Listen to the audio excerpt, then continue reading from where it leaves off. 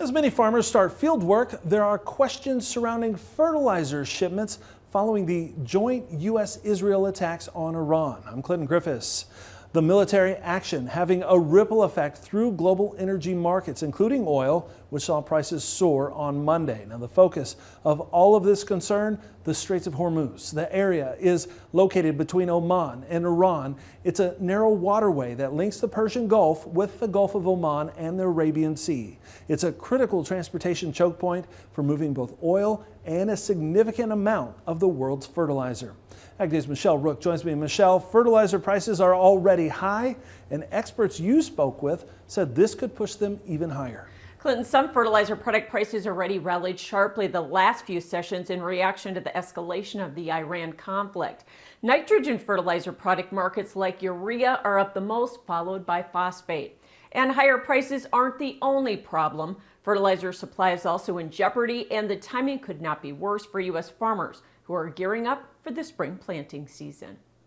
Global fertilizer prices are on the rise following the attack on Iran, and especially in tandem with higher energy and nat gas prices.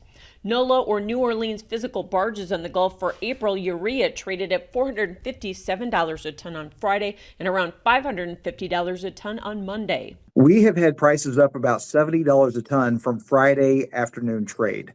It's been significant. UAN and anhydrous ammonia have not reacted as violently, but phosphate values are not far behind. Phosphate, we've got that price up about $30 a ton from the last trade we had seen. Again, a little surprised it's not up more. That's, I guess, a thankful thing that's not up more, but I think more increases are coming. Really, the only major fertilizer that hasn't been impacted so far is potash. But you can even make a case that given Israel and Jordan's importance. The Strait of Hormuz represents an important region for global fertilizer trade. Linville says many of the top 10 suppliers deliver through that strait and will be impacted. We have got 3 of the top 10 global urea exporters that sit in the Persian Gulf. 3 of the top 10 anhydrous exporters sit in the Persian Gulf.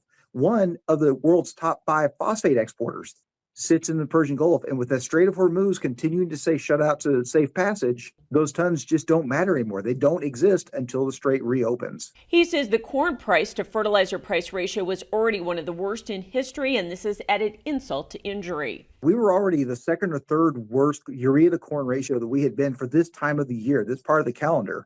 This just moves that higher. And Linville says from a timing standpoint, it could not be worse for agriculture. A multi-week conflict could keep some supply from getting to the U.S. in time for spring planting. It takes 30 days to get a vessel of urea to load in the Persian Gulf, sail it over here, hit U.S. shores, and then another 3 to 4 weeks to move that product into the interior of the nation to a point where the farmer can put their hands on it. So all of a sudden, that window gets shut down significantly. We are talking about a vessel that loads today is not readily available until May 1. Linville says February fertilizer imports were healthy, which helps, but there still could be some shifts in acreage from corn to soybeans if fertilizer supplies don't arrive. I'm Michelle Rook reporting for Ag Day.